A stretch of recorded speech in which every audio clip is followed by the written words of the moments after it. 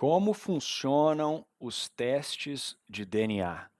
Você já fez aí o 23andMe, o Ancestry, aí você pegou o resultado e percebeu que você era 80% europeu, sei lá quantos por cento italiano, espanhol, e aí você foi lá cutucar o seu vizinho, dizer: "Eu sou plebeu, eu sou europeu, rapaz, olha aqui, eu só tenho 10% de indígena, eu sou europeu, você é um plebeu". O que que realmente está acontecendo ali atrás daquele papel, né? Quais são os princípios que regem essas análises que chegam a esses resultados? Hoje eu queria falar sobre esse assunto, né, um pouco tarde, mas eu estou me sentindo inspirado porque eu não publiquei vídeos nos últimos dias. Então, para que a gente discuta teste de DNA, é necessário que nós compreendamos um pouco do que é o DNA, né? Então, o DNA, né, você tem aí ele em todas as suas células, ele é uma molécula e é formada por vários bloquinhos, por assim dizer, que nós chamamos de nucleotídeo, né? Esses nucleotídeos, eles são representados por 4 letras, tá? O A, G, C e T, tá? Acontece que existem variações nessas letras entre indivíduos, tá? As variações, elas são mínimas, então você está falando aí de 0,1% do genoma, que no caso do humano tem 3 ponto alguma coisa bilhões de letras, tá? Isso em cada fita do DNA, lembremos que nós temos uma dupla fita, então no total, pegando todos os seus cromossomos aí, você tem, somando as duas fitas, mais de 6 bilhões de letras e somente 0,1% dessas letras variam entre pessoas, tá? Então não é que fulaninho lá na Ásia tem um gene diferente do seu. Isso seria basicamente impossível, tá? Então o que existe são variações nessas sequências genéticas que podem causar diferentes expressões, por exemplo, genéticas, né? Então, por exemplo, uma pessoa negra, ela tem maior expressão de melanina, né? Seja qual a razão genética por trás disso daí. Se é que é algo genético, muitas vezes as diferenças sequer são genéticas, elas são causadas puramente pelo ambiente, tá? Por exemplo, se eu for à praia, eu sou branquelo, mas se eu ficar muito tempo na praia, eu vou ficar mais moreno. A minha genética não se alterou, foi simplesmente uma reação do meu corpo ao ambiente, né? Então, nós chamamos isso de plasticidade fenotípica, tá? Então, basicamente, existe variação entre pessoas, né? O seu genoma não é igual a de outras pessoas. Então, o que esses testes de DNA estão fazendo é escolher regiões do genoma em que a variação é consistente dependendo do grupo étnico ou da localização geográfica. Mas como que isso se dá? Então, para tanto, eu tenho aqui o Paint, uma excelente ferramenta de desenho, que eu vou tentar desenhar com o meu mouse, ok? Então, se você pensar, tá, que você tem uma população original de vários indivíduos. Agora, esqueça os indivíduos por um momento. Pensem em termos de uma letrinha, uma região do genoma que é variável, tá? Então, lembremos, o DNA tem 4 nucleotídeos, 4 letras. Algumas pessoas, por exemplo, têm um nucleotídeo A naquela região, outras têm um nucleotídeo T. Gosh, escrever com isso aqui não tá bom não, né? Se alguém quiser comprar aquelas maquininhas lá, aquele software que você pode escrever direto no negócio e a sua tela pega, eu agradeceria. Mas enfim, imagine que você tem uma população que tem essa variabilidade naquele nucleotídeo específico, tá? Agora imagine que existe um evento de migração ou 2 eventos que seja de migração. Então, você tem uma população humana e, sei lá, uma parcela dela migra para a Ásia, que quer que seja.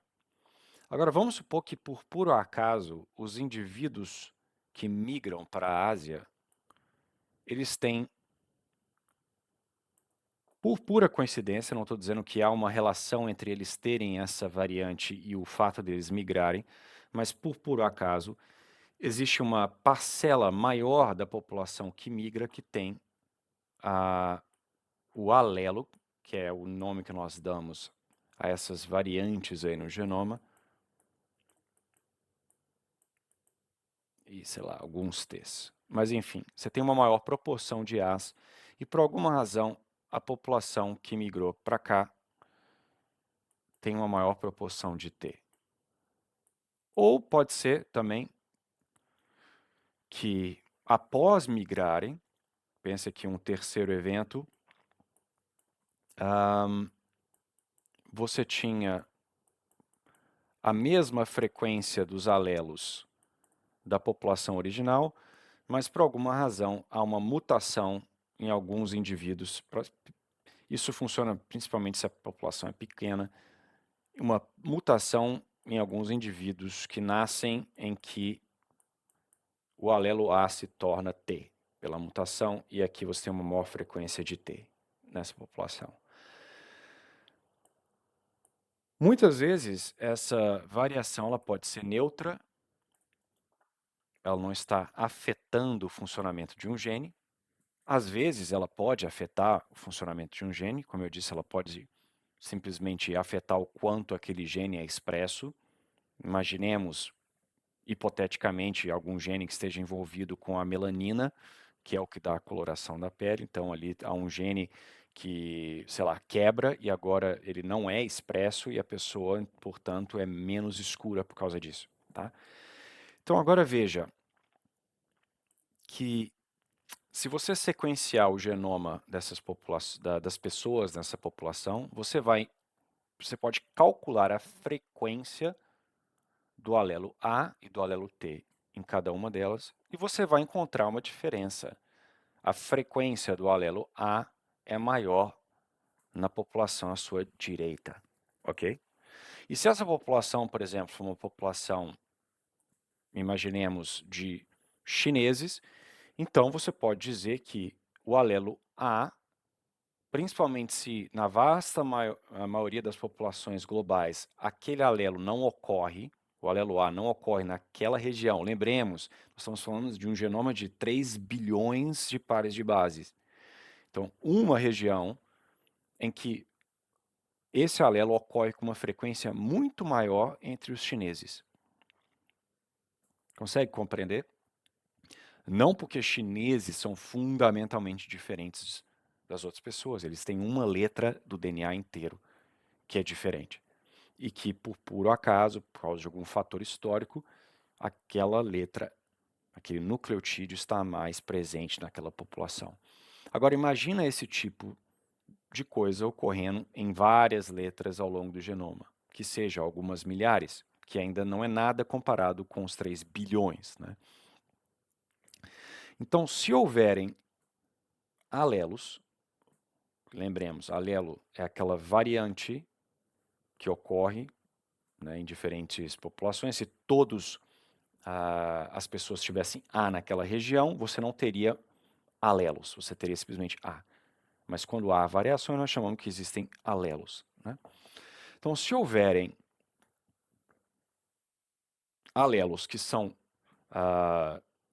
mais frequentemente encontrados em uma certa população, então você pode, em princípio, quando eu sequencio o seu DNA, eu posso olhar, você tem aquele alelo que está mais presente, por exemplo, na China? Agora vejam que isso é uma aproximação, é uma estimativa estatística, né? Porque pode ser, uma vez que só tem 4 letras possíveis em qualquer região do genoma, é muito fácil que, por puro acaso, uma mesma mutação em outro local cause a pessoa ter um A, sendo que ela não é chinesa, né? Nós estamos falando apenas de probabilidades. Probabilisticamente, se aquele alelo ele é raro, ele ocorre com maior frequência entre os chineses, então você pode ali fazer um teste estatístico para ver. Obviamente, com um alelo isso nunca ia funcionar, mas os testes de DNA, eles pegam vários alelos em regiões do genoma que eles já sabem a priori que são muito variáveis entre as diferentes localidades que eles estão testando, tá? E aí eles usam cálculos estatísticos para ver qual a probabilidade de você ter aqueles alelos por acaso, comparado com a probabilidade de você ter herdado esses alelos do grupo que eles estão comparando. Por exemplo, sei lá, a Europa ou um país específico. Tá? Então, para que esses testes funcionem, você tem que encontrar, como eu disse, regiões que são muito diferenciadas entre as populações. Tá? E para que esse teste tenha uma mínima credibilidade, é necessário um database, um banco de dados que seja vasto o suficiente, né, pessoas o suficiente, para que você possa comparar. É por isso que se você pegar aí esses testes de DNA, populações pequenas ou populações que não fizeram muitos testes, por exemplo, né, as tribos indígenas de muitos locais, a resolução do teste de DNA será baixa, porque você não tem amostragem o suficiente daquelas regiões para saber quais são os alelos que são mais frequentes naquela região, que não são facilmente encontrados em outro local. Então, é basicamente isso que é o tal do teste de DNA. É sequenciar um genoma, pegar regiões que são variáveis, né, e comparar com o banco de dados e ver dessas, sei lá, desses 10 mil alelos, estatisticamente falando, você se enquadra em qual grupo? Então, 10% dos seus alelos são mais frequentemente encontrados na Irlanda. Isso quer dizer que você definitivamente tem um ancestral irlandês? Não. Pode ser que você, por acaso, tenha aqueles mesmos alelos por causa de outras causas, né? Porque só tem 4 possibilidades. É por isso que eles não vão comparar só uma letrinha, eles vão comparar várias letrinhas em regiões, como eu já falei mais de 5 vezes, que são variáveis, ok? E é por isso que o seu resultado do seu teste lá do 23andMe, ele vai dando update ao longo do tempo. Talvez se você tenha feito, você vai reparar que se você tenha feito, sei lá, 5 anos atrás, hoje talvez tenha uma maior resolução ou até algumas alterações, porque o banco de dados aumentou, eles pegaram o seu dado e viu que não, na verdade, né, você não é 10% italiano, você é 8% italiano e 2% grego, né? Então é basicamente isso, né? Então vejam que é uma análise de aproximação, ela muitas vezes, se não quase todas as vezes, ela está errada, mas se você conseguir validar o que você encontra ali com algum fato empírico mais real, né? Por exemplo, deu, sei lá, 10% de italiano, e eu sei que a minha bisavó era italiana, então, poxa, legal. Então, parece confirmar que funcionou. E agora, quanto mais para trás você vai tentar chegar nesse tipo de estimativa, mais bagunçada a coisa fica, né? Então, se o seu aplicativo aí do 23andMe está tentando dizer que você é parente do, sei lá, do Napoleão Bonaparte, pode saber que isso é baboseira, tá? O que eles vão realmente dizer é, você tem alguns alelos que era mais frequente na região em que Napoleão tinha nascido, mas isso é puro marketing. Você não consegue nem calcular Você não consegue, se eu tiver uma população e eu sequenciar todo mundo, eu sei porque eu trabalho com isso, a partir de primo, segundo grau, já começa a ficar difícil. Porque a similaridade entre um primo de terceiro grau com você é basicamente a mesma de uma pessoa que você pega aleatoriamente da população, tá? E quanto mais baixo, mais bagunçada a situação fica. Então, aí isso em si mesmo já é uma crítica em potencial a essa ideia evolucionista, que você pode fazer essa extrapolação do que eu acabei de mostrar infinitamente para trás, né? Porque chega 4 gerações para trás, o seu tetaravô, ele é tão geneticamente similar com você como uma pessoa, sei lá, de uma ilha no meio do nada, tá? Então, tenham isso em mente. Então é isso que eu queria falar hoje, esse assunto meio aleatório, mas eu sei que interessa a alguns, e o movimento racialista no Brasil é extremamente, ao menos entre os jovens bizarros aí na internet, é uma coisa muito forte, né? Inclusive até entre alguns religiosos, que eu acho uma estupidez. Mas então é isso, tenha uma excelente noite e fique aí com seu 80% índio que você quer negar que tem, ah, e durma bem na sua tenda aí. Tchau, tchau.